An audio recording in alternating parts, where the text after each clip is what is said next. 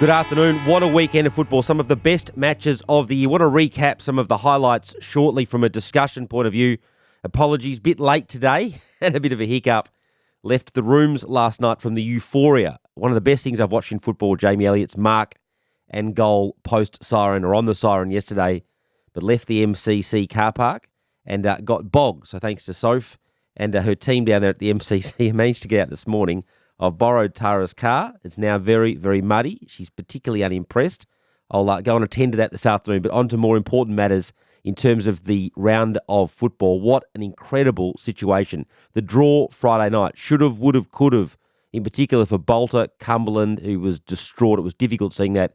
And Richmond. But they were important points from a top 8 perspective, particularly for Fremantle and the top 4. And also Richmond. It was an incredible result. The Cats and Port game, that was pretty epic. The Cats just got the job done in the end. There was some injury fallout from that.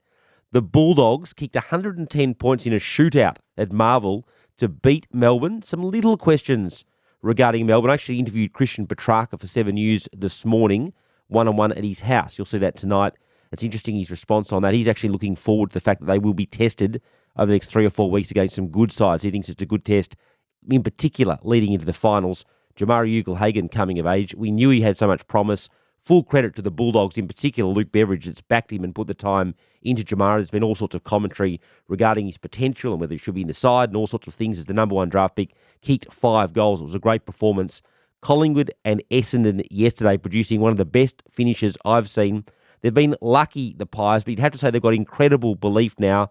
9 wins in a row, and they've won against the likes of Carlton, 4 points. Hawthorn 4 points, the Giants 11 points, the Suns 5 points, North Melbourne 7 points, Adelaide 5 points, Essendon 4 points. You could not make that up. Elliott's goal was incredible. I mean, in terms of where the ball dropped, there were 2 Essendon defenders there, not to mention the fact that it went coast to coast, and then he didn't deviate from his line on the siren, wasn't put off, and just set it out on the left goalpost and just drifted back through the middle of, or effectively through the middle of the big sticks. It was absolutely incredible. One of the best things I've seen in football. When I spoke to Christian Petrarca this morning, he thinks they're schooled at Melbourne, that the chances down the wing of going coast to coast, and this is Melbourne, who are perhaps the best side or equal to it in the competition, they think that's about a 4% chance. So the Bombers will be mulling over that today. Obviously, Jones missed that shot that would have put them more than 6 points up with about 40 seconds to go. They almost certainly would have won had he have kicked that. And obviously, it's just going coast to coast. That's almost unheard of. And they'll be mulling over that video today. Obviously, a few players were out of position, but it was just incredible viewing. You feel like the Pies are lucky to be in the top 4, but at the same time, I guess you make your own luck in a way. And there obviously is massive, massive belief within that group. It was just an incredible round of football. The Jack Ginnivan ducking head-high issue is gathering momentum. Last week, the AFL changed the interpretation, in effect, they won't say it, but in effect, for the Ginnivan example. There's now real concern that he's effectively being umpired out of the game. He only had 5 touches yesterday, Jack, didn't get a free kick, and the non-free kick in particular is what's causing lots of discussion today. Now, there's lots of different angles to this. Collingwood, Craig McRae, post-game yesterday, said he thinks it was a mistake on the part of the umpires. I don't think Collingwood will formally take it up with the AFL, although they do engage, obviously, in discussions and review each week, like most teams with the AFL. But Mason Cox, who I spoke to post-game last night, thinks it wasn't interpreted correctly yesterday, that particular example with Ginnivan. And he's weighed in on Twitter today with this particular tweet. He said, wild to think high tackles were put in the game to protect players' health and now being blatantly ignored for a 19-year-old. How can we think the AFL cares about concussions and head-high contact after this? And he showed the example. So that's pretty strong language from Mason Cox today regarding Ginnivan.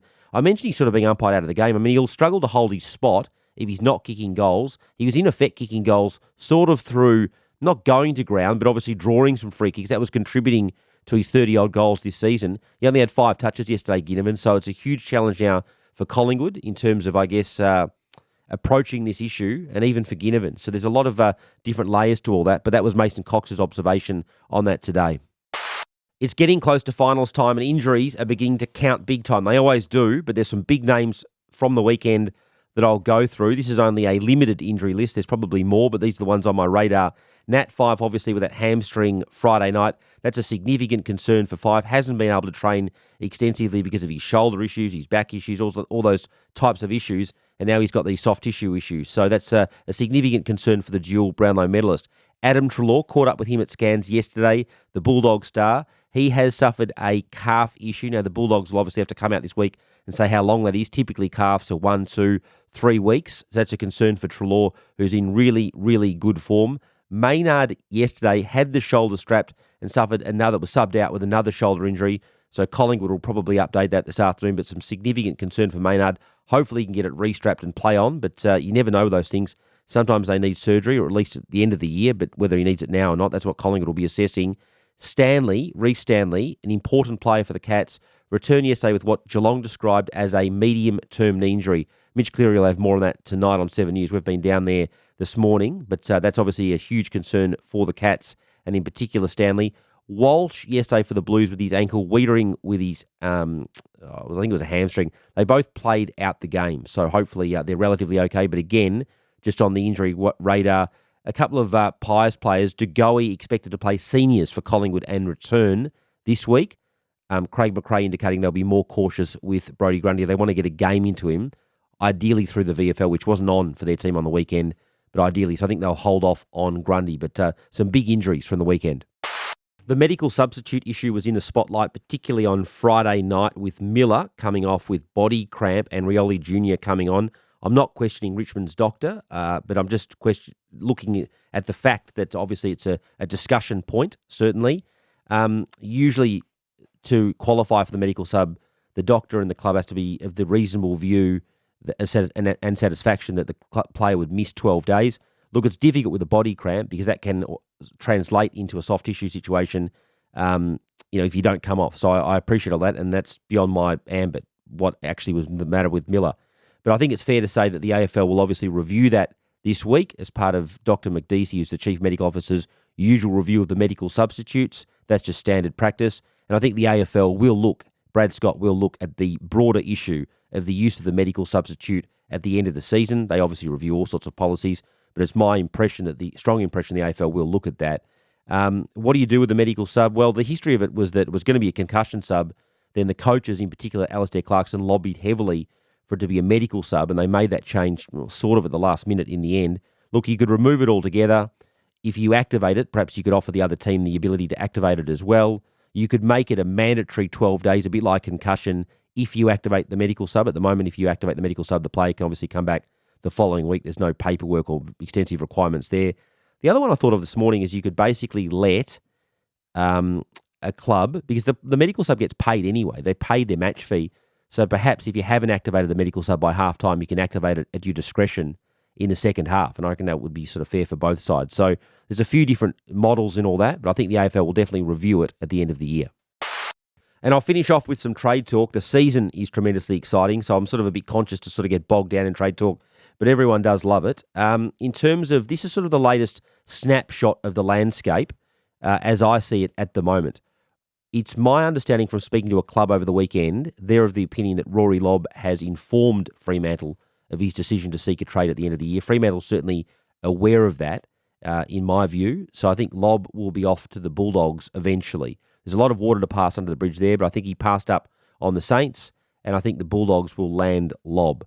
In terms of Jacob Hopper, I've been told this morning that he will want to go at the end of the season, and is obviously canvassing and speaking to a number of clubs, particularly in Victoria. I think the Cats, Geelong, are right into Jacob Hopper.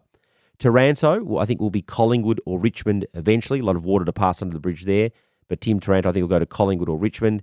And as I mentioned last week, a lot of interest in Dow, particularly from Geelong and Richmond as well. So a lot to shape out in that regard, and lots more players will come up in the next few weeks. But the trade landscape at the moment is a lot more mature, I think. Like, for example, we discussed last week Brayshaw meeting with the Bombers. The world didn't end. That's just what free agents are entitled to do. And we're clearly trending towards the acceptance of these types of situations, in American and European sports, which is the way the AFL's gone for a long time. That wraps up a big news podcast today. Thanks so much for joining me. Don't forget to join us again on Thursday and Friday. It'll be a big news week. I'll update the social channels as and when big stories come to hand. I've got Christian Petrarca on the news tonight. Triple M rocks football.